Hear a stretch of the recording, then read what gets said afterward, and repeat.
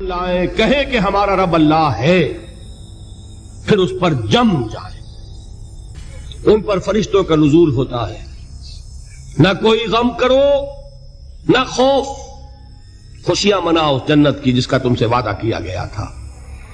اللہ کی ربوبیت پر اطمینان جب انسان کو ہو جاتا، میرا رب اللہ ہے، ربی اللہ، انسان کے لیے نہ کوئی کھٹکا، نہ کوئی خطرہ، نہ کوئی خوف، نہ کوئی حزن۔ جو کچھ ہو رہا ہے کس کے اذن سے ہو رہا ہے؟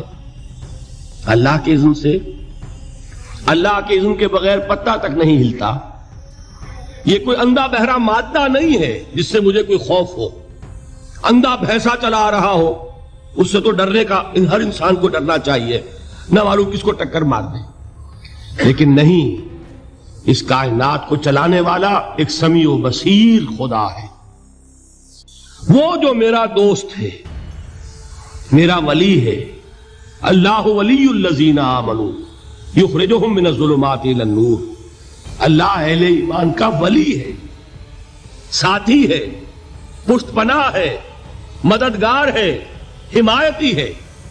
بتائیے جسے یقین ہو جائے کہ اللہ میرا مددگار، اللہ میرا محافظ، اللہ میرا پشت پناہ، اللہ میرا حمایتی، اس کے لیے کوئی خوف ہوگا؟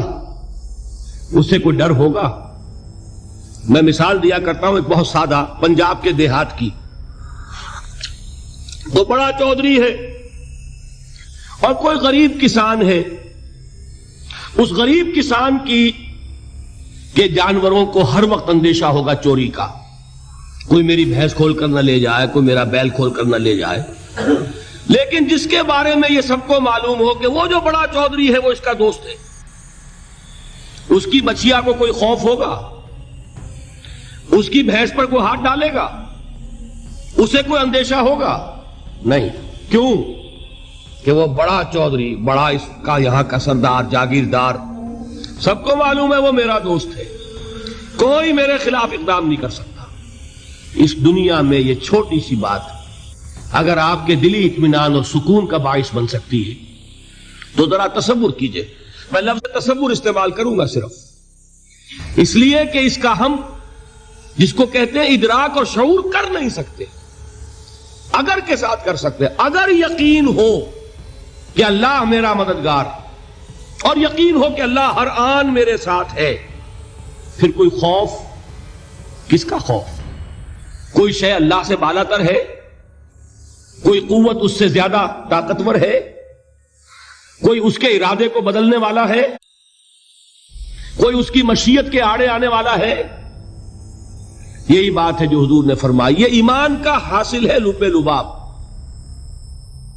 کہ دیکھو اچھی طرح اس بات کو ذہن نشین کر لو، اگر تمام انسان مل کر تمہیں کوئی نقصان پہنچانا چاہے نہیں پہنچا سکتے، مگر جو کچھ اللہ نے لکھ دیا ہو، اور تمام انسان مل کر تمہیں کوئی نفع پہنچانا چاہے نہیں پہنچا سکتے، مگر وہ شے جو اللہ نے طے کر دی۔ آپ پھر میں کہوں گا ذرا طاری کیجئے، اسے فرض کیجئے، اسے سوچئے۔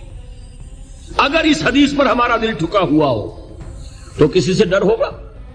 یہ مجھے نقصان نہ پہنچا دے، یہ میری رپورٹ خراب نہ کر دے، یہ میری انکریمنٹ نہ رکوا دے، یہ میرا یہ نہ بگاڑ دے، یہ میرا یہ نقصان نہ پہنچا دے۔ اس کا ڈر، اس کا ڈر، اس کا خوف، اس کی خوشامد، اس کے لیے جا کر طرح طرح سے اپنی عزت نفس کو ذلیل کروانا اس کے سامنے، یہ سب کچھ کیوں کرتا ہے انسان؟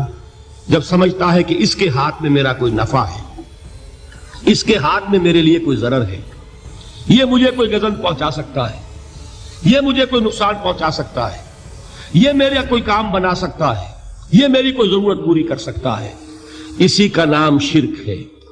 جہاں آپ نے یہ سمجھا کہ غیر اللہ کے اندر کوئی طاقت موجود ہے، وہی شرک ہے۔ بتوں سے تجھ کو امیدیں، خدا سے نو امیدی، مجھے بتا تو صحیح اور کافری کیا ہے؟ شرک تو یہ جس پر بھی تمہیں یہ خیال ہے، کلمہ ہے یہ کلمہ سوم، لا حول ولا قوت الا باللہ، ذرا اس پر دل کو کبھی اگر آپ تصور کریں، پھر فرض کریں، دل ٹھک جائے اس پر، کوئی طاقت نہیں۔ یہی بات تھی جو شیخ عبد القادر جیلانی رحمۃ اللہ علیہ نے اپنی وصیت میں اپنے بچے سے کہی. 11ویں دینے والے ہیں، لیکن حضرت شیخ عبد القادر جیلانی کی وصیت اور تعلیمات کو کتنے لوگ ہیں تو جانتے ہو؟ یہ جن مقامات تک پہنچے ہیں وہ کس چیز کی بدولت پہنچے؟ انہوں نے جو پیغام دیا وہ کیا تھا؟ اے میرے بچے، جس طریقے سے قرآن مجید میں حضرت لقمان کی نصیحتیں جو ہے نقل کر دی گئی ہیں، میں یہ عرض کروں گا بالفرض اگر قرآن حضرت عبد القادر جیلانی کے بعد نازل ہوا ہوتا تو شیخ عبد القادر کی یہ نصیحتیں بھی قرآن میں درج ہوتی. اتنی اونچی نصیحتیں ہیں. اے میرے بچے، اس حقیقت کو ذہن نشین کر لے، لا فاعل فی الحقیقت ولا مؤثر الا اللہ. اس کائنات میں نہ کوئی فاعل حقیقی ہے نہ مؤثر حقیقی ہے سوائے اللہ. کسی شے میں کوئی تاثیر نہیں اگر اللہ نہ چاہے. آگ جلا نہیں سکتی اگر اللہ نہ چاہے. پانی ڈبو نہیں سکتا اگر اللہ نہ چاہے. زہر ہلاک نہیں کر سکتا اگر اللہ نہ چاہے. کوئی چیز فائدہ نہیں پہنچا سکتی اگر اللہ نہ چاہے. تو در در پہ کیوں سر جھکاتے ہو؟ در در پر کیوں جبیں سائی کرتے ہو؟ سب کے سامنے کیوں ہاتھ پھیلاتے ہو؟ ایک اللہ سے مانگو، ایک اللہ کے سامنے زمین پر اپنی جبین رکھو. لا فاعل فی الحقیقت ولا مؤثر الا اللہ. نظر آتا ہے ہمیں کہ پانی پیاس بجھا دیتا ہے.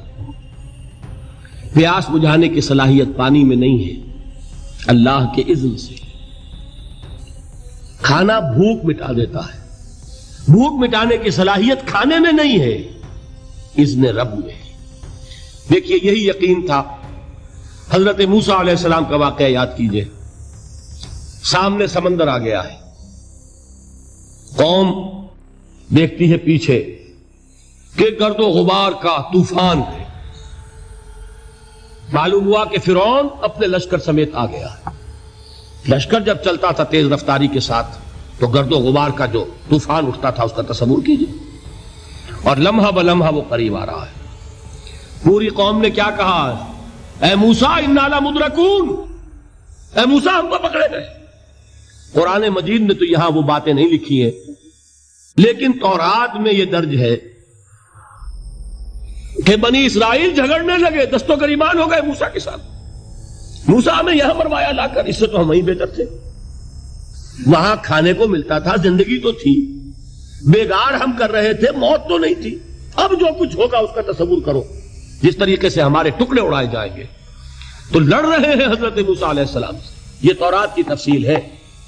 قرآن میں صرف اتنا آیا ہے، پریشان ہو کر انہوں نے کہا انا لمدرکون، موسیٰ ہم تو پکڑے گئے. اس وقت موسیٰ کا جواب کیا ہے؟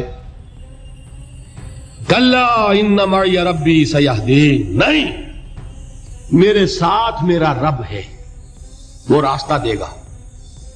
بتائیے کہاں راستہ نظر آ رہا ہے؟